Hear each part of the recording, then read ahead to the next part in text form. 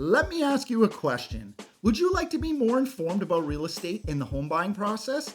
Maybe even negotiate yourself a much better deal? Or just avoid some really costly mistakes that a lot of home buyers make during the process? Well, if you do, you're in luck.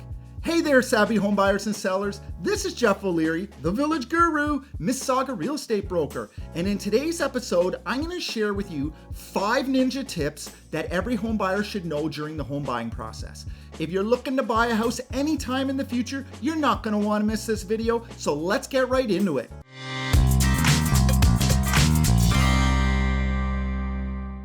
The home search. What an exciting time.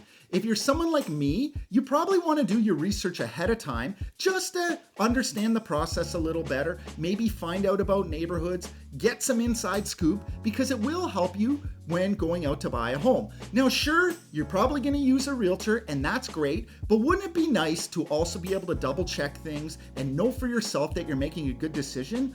Exactly. So in today's episode, I'm sharing with you 5 hacks in order to help you do that.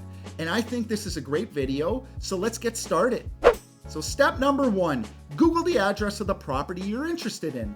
Now, in most cases, maybe nothing comes up, and that's a good thing, but you just never know what you're gonna find. And when you Google it, make sure to click on the news tab just to see, especially with larger condominiums, you never know, maybe there was a big lawsuit, something's going on, someone wrote about that property. You can find a lot of information, it's out there for free, you just need to know where to look for it. And while you're at it, Google the neighborhood also. There you might find out things like maybe crimes going up, maybe something's going on development-wise in the neighborhood. It's always good to do your research, especially on a property that you're really interested in.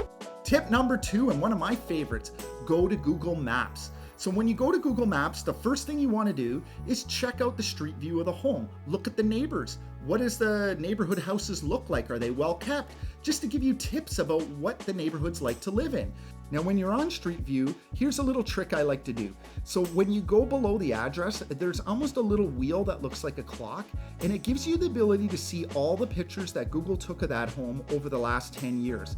And this is really cool, especially with older homes, because you can see if a lot of work's been done to them. Maybe the windows have been changed. Maybe the garage door's been changed. You just never know what you're gonna see, but I always find it's just cool. It takes a couple of minutes and gives you a little bit of background information on the home.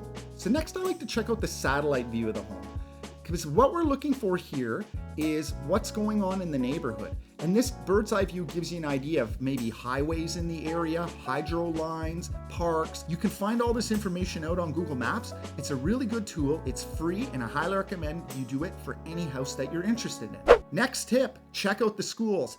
Most important for families, but even if you're not, if you're concerned about resale value, buying a home in a top-ranked school district will always keep your house values up and demand higher. So how we do this is by looking at 2 websites. First is the Fraser Report, which will give you a bird's eye view of schools ranked in the area that you're looking at. Second is going to the source itself, which is EQAO in Ontario, which actually will report the raw school scores for standardized testing for all schools in the province. And just keep in mind that school scores will change over time, so look at a few years in the past. It'll give you an idea of what type of area you're in. And again, just to reiterate, you don't have to be a parent in order to be interested in school scores.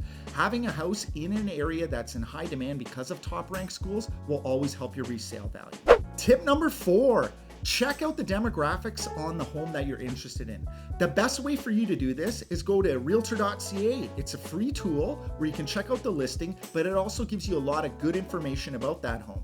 So here we are looking at a listing of mine, and if you click on the statistics, it's going to give you a lot of different things that you can look at. Now, you can go over this all on your own. However, there's a couple of things that I would be most concerned about as a home buyer or an investor. And the first one is population growth. It'll give you an idea of what's expected to happen in the neighborhood over the next 10 years or so. I would also look at languages spoken, which gives you an idea of the demographic breakdown of the neighborhood. Next, I would look at household income. It's going to give you an idea of what people are making in the area.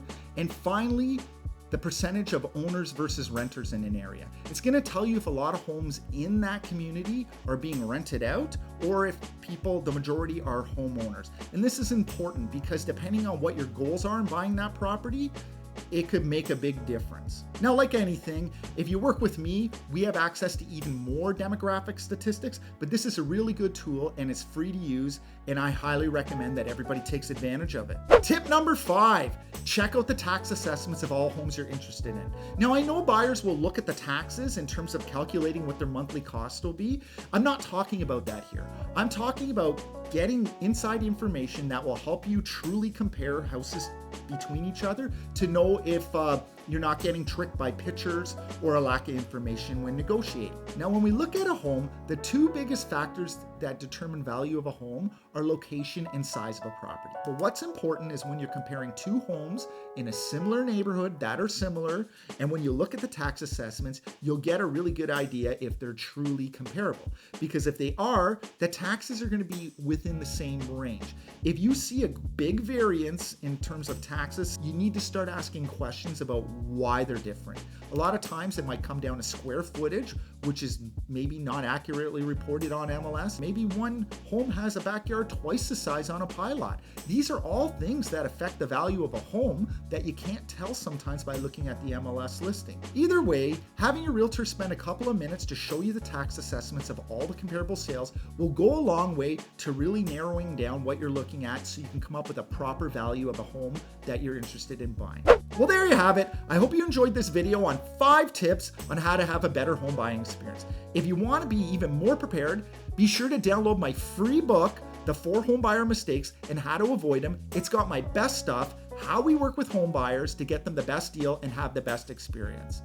I'm Jeff O'Leary, the Village Guru. If you like this video, be sure to give it a thumbs up, subscribe to my channel, and share it with your friends. Have yourself a great day.